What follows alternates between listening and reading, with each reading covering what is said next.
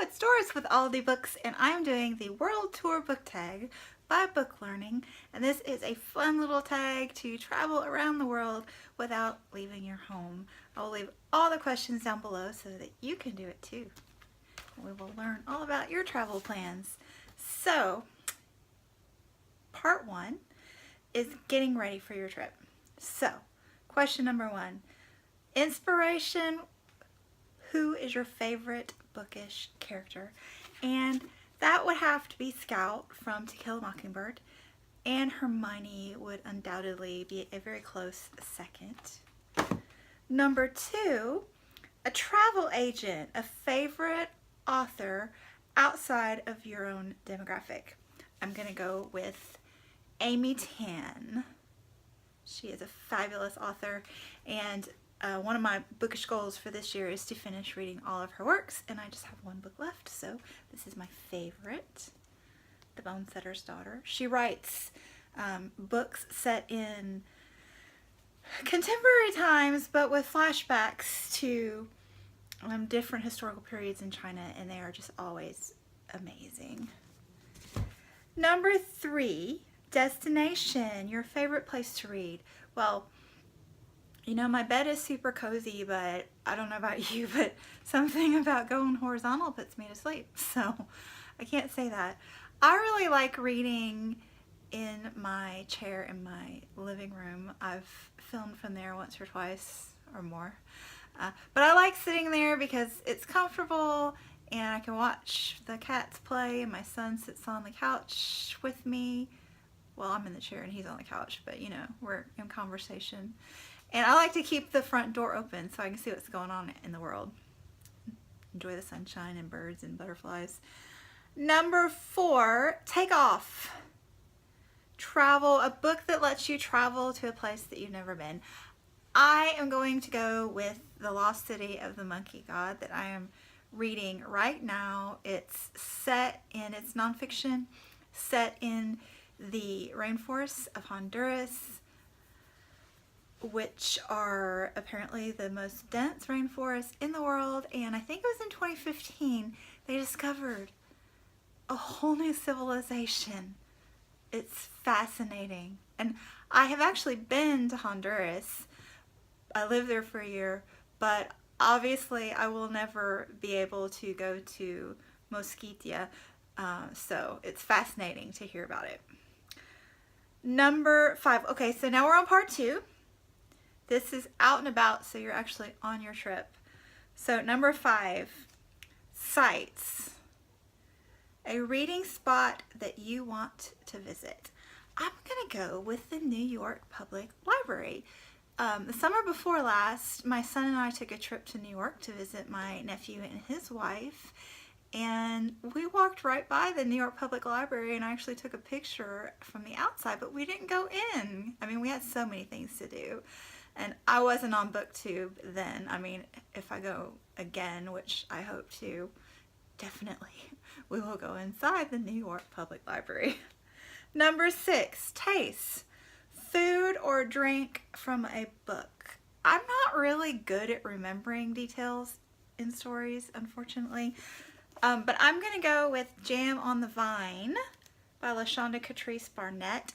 The title comes from her mother canning their garden harvest, especially the tomatoes, and I really enjoyed listening to that, and I liked the play on words in the book with Jam on the Vine. So I'm going with that one for taste.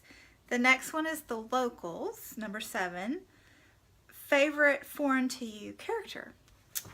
And I'm like Marjane Satrapi. This is a memoir of hers, Persepolis. She is a delightful character. I loved reading about her. I would love to meet her in real life. She just has led such an amazing life already, and yeah, great read.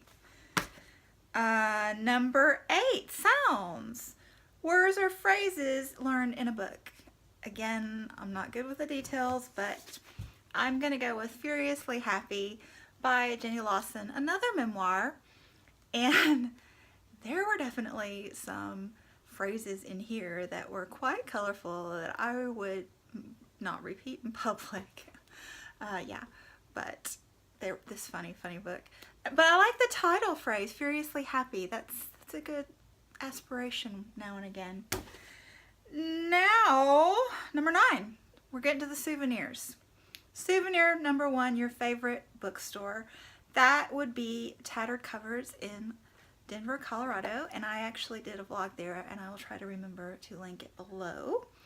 And Souvenir number 2, because if you're like me, you gotta get the souvenirs.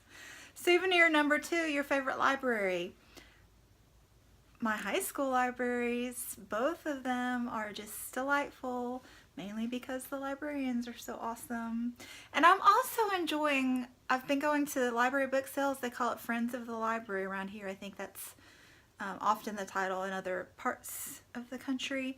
But I've been enjoying visiting the local Nashville public libraries and seeing all the little ones in little communities. That's really fun. Okay, part 3, coming home. Number 11, Reunion, a hometown book. I actually have one of these.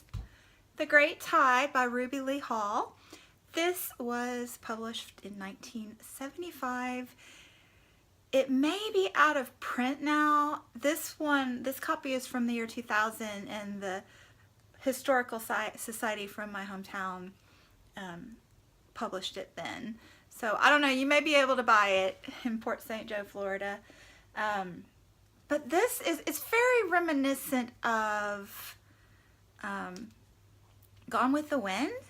It's the same style, epic tale in the South.